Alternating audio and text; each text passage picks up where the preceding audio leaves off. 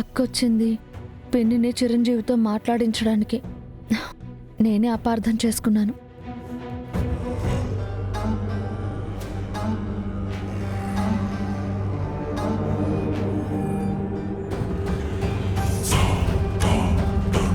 అక్క కంటే వీడే ఎక్కువైపోయాడా నీకు? నాకు తెలిసే నువ్వు నన్ను నమ్మవని. అందుకే నిన్నో కంట కనిపెడుతూనే ఉన్నాను. చూడు చిరంజీవి, ఇక్కడ పరిస్థితులు నీకు తెలుసు. రోజంతా కష్టపడితే కానీ ఇల్లు గడవదని కూడా నీకు తెలుసు. అలాంటిది ఇలా కూర్చొని తినడానికి నీకు సిగ్గు లేదు?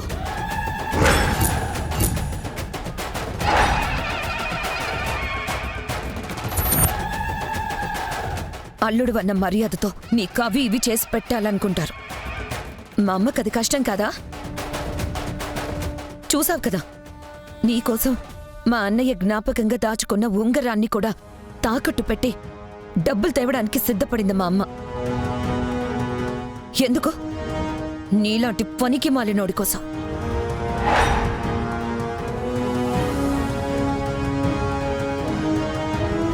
ఈరోజు ఉంగరం తాకట్టు పెట్టబోయింది, రేపు ఏముందని తాకట్టు పెడుతుంది?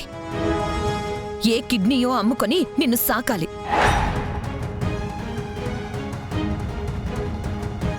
నువ్విక్కడుంటే జరిగేది అదే. ఒంట్లో అవయవాలు అమ్ముకోవడం తప్ప వాళ్ళు చేయగలిగేది ఏమీ లేదు. ఇప్పటి వరకు ఏదో ఉన్నది తిని పడుకున్నారు, కానీ ఇప్పుడు నువ్వు వాళ్ళకి భారంగా తయారయ్యావు. కాబట్టి వాళ్ళు నీకోసం కూడా కష్టపడాలి. మా అమ్మ మా చెల్లెలు అంటే ఏమీ లేకపోయినా అంత పచ్చడి మెతుకులైనా తిని పడుకుంటారు. నిన్నలా పడుకోపెట్టలేరుగా, ఎందుకంటే తమరు ఈ ఇంటి అల్లుడు గారు. నిన్ను బాధ పెట్టడం మా అమ్మకిష్టం ఉండదు. మా వాళ్ళు నీ గురించి ఆలోచిస్తారు సరే, మరి నువ్వు మా వాళ్ళ గురించి కూడా ఆలోచించాలి కదా. అరే, పెద్దావిడ ఎక్కడి నుంచి తెస్తుంది, చదువుకునే పిల్ల ఏం సంపాదిస్తుందని ఆలోచించాలి కదా. ఈ పూటంటే ఏదో మా అమ్మ వాళ్ళ ఇంట్లో ఉన్నావు కాబట్టి సరిపోయింది. రేపేం చేస్తావు? నిజంగా నీకు రోషమే ఉంటే ఒంటరిగా బయటికెళ్ళి కష్టపడి సంపాదించుకో.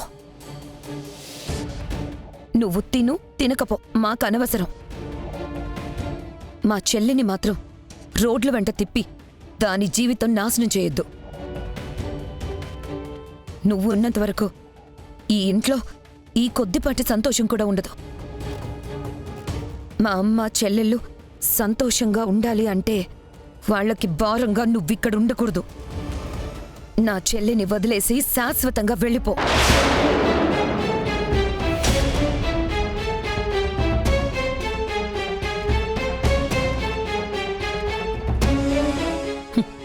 నీకు ఏ మాత్రం సిగ్గు, శరం, రోషం, పౌరుషం ఏవైనా ఉంటే ఇంకొక్క క్షణం కూడా ఇక్కడ ఉండకు.